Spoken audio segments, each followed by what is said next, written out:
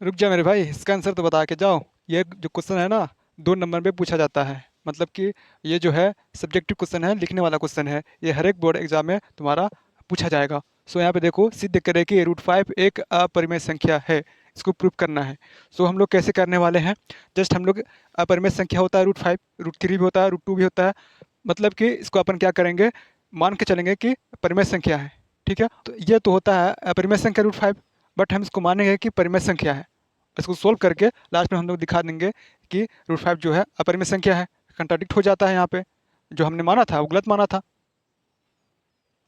√5 एक हम लोग मानेंगे, माना माना √5 एक परिमेय संख्या है।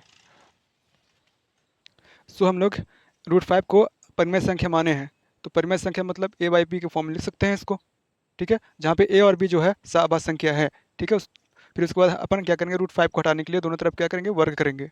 समझो, तो b² इक्वल टू हमारे पास a² डिवाइड बाई 5 आएगा। सो हमने यहाँ पे देखा कि a² जो है ना 5 से विभाजित है, तो a भी 5 से विभाजित होगा। इसको समीकरण 1 मान लेंगे। फिर हम लोग क्या करेंगे, जो भी यहाँ पे संख्या होता है ना उसी को मानना होता है। तो a इक्वल टू हम लोग 5 से लेंगे। समझो, तो 5 से मान लो यहाँ पे 7 होता। ठीक है, √7 को मानो प्रूव करना होता, तो हम लोग यहाँ पे 7 लेते। ठीक है, 7c लेते हैं यहाँ पे, बट यहाँ पे √5 है तो 5c हम लोग लेंगे। तो यहाँ पे सॉल्व करने, यहाँ पे पुट करने पर, ये जो a इक्वल टू 5c है ना, इसमें पुट करने पर हमारे पास ये square equal to b² divide by 5 आएगा। सो b² जो है 5 से विभाजित है, तो b भी हमारा जो है 5 से विभाजित होगा। मतलब कि सहभाज्य संख्या किसको बोलते हैं, जिसका HCF, ठीक है, वह 2 नंबर का वह संख्या का जिसका HCF 1 होता है।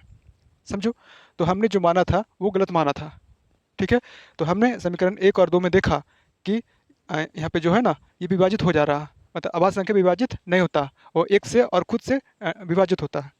ठीक है, इसलिए यहाँ पर विरोधाभास की प्राप्ति हो रही है यहाँ पे। ठीक है, जो हमने माना था वो गलत माना था। अतः इसलिए √5 जो है एक अपरिमेय संख्या है। तुम्हें इतना ही एग्जाम में लिख दो, तुम्हारा फुल मार्क्स मिल जाएगा 2 नंबर का। ठीक है, ये भी क्वेश्चन बहुत आता है कि रूट रूट 2 हो गया, √3 हो गया। ठीक है, तो इसी तरह से बना देना है। ठीक है, ये भी इंपॉर्टेंट क्वेश्चन है, ये √3 और √5, ये दो में से कोई एक आएगा।